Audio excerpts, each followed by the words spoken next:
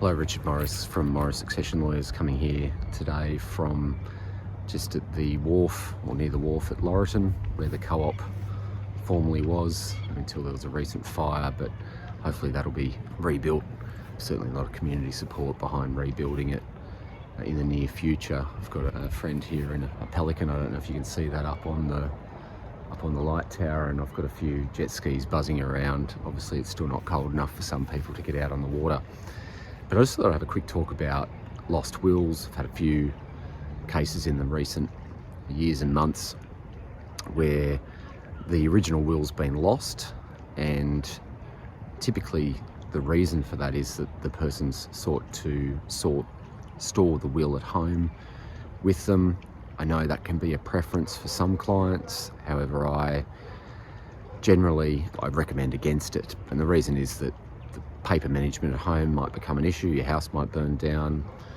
With old age and decreases in capacity, you can actually end up losing your will. I've had one such matter where the person's capacity declined, and as a result their records were a bit of a mess when they passed away. That can be a problem. I've had other wills that have been stored at home where the weather or snails or other vermin have got into the documents and wreaked damage. Now, when an original will can't be found, there's a presumption that the deceased has actually revoked that document by destroying it.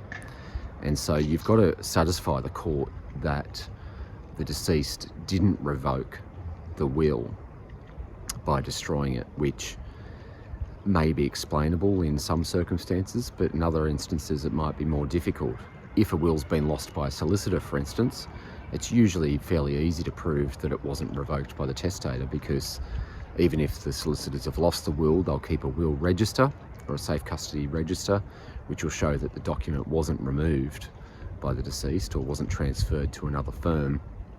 So the court's going to be more ready or willing to find that the document wasn't revoked by the deceased. Yeah, just a word of caution about that. I know it might seem more convenient. Some people prefer to keep the documents to themselves, but if your executor doesn't know where it is or can't find it when you pass away, then you can have a real difficulty in getting a grant of representation for that will.